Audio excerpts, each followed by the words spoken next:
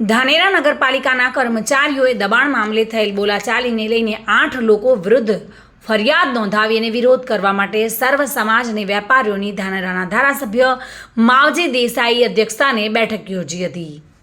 પાલિકાએ દબાણ હટાવતી વખતે ધાનેરા નગરપાલિકાના પૂર્વ પ્રમુખ બળવંતજી રાવ અને પાલિકા કર્મચારીઓ વચ્ચે રકઝક થતા પાલિકા કર્મચારીઓએ 8 લોકો વિરુદ્ધ ફરિયાદ નોંધાવી હતી અને પરિણામે રાજકારણ ગરમાયું હતું.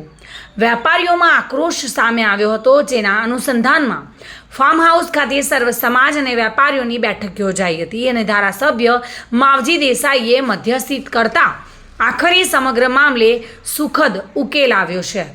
માવજી દેસાઈએ ઘટતું કરવાની ખાતરી આપતા આગળની રણનીતિ પડતી મુકાઈ હતી અને દબાણ મુદ્દે પાલિકાને નીતિ નિયમ મુજબ કાર્યવાહી કરવાની વાત પર ભાર મૂક્યો હતો. છેવટે ધાનેરા ધારાસભ્ય સાથે રાખીને નાયબ કલેક્ટરને આવેદનપત્ર આપીને પાલિકા બાબતે ઉગ્ર રજૂઆત કરવામાં આવી હતી.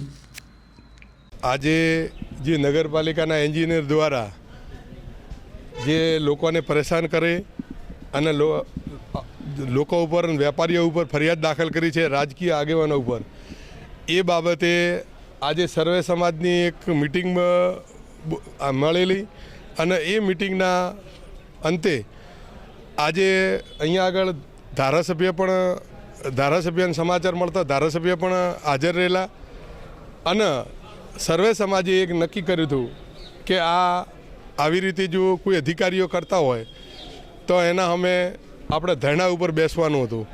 પરંતુ ધારાસભ્ય અને એસટીએમ સાહેબની ખાતરી આપતા જે અધિકારીએ ખોટું વર્તન કર્યું હશે, ખોટી રીતે ફરિયાદ દાખલ કરી છે કે વેપારીઓને ખોટી રીતે પરેશાન કરતા હશે તો એના અમે કાયદેસરની કાર્યવાહી કરશે.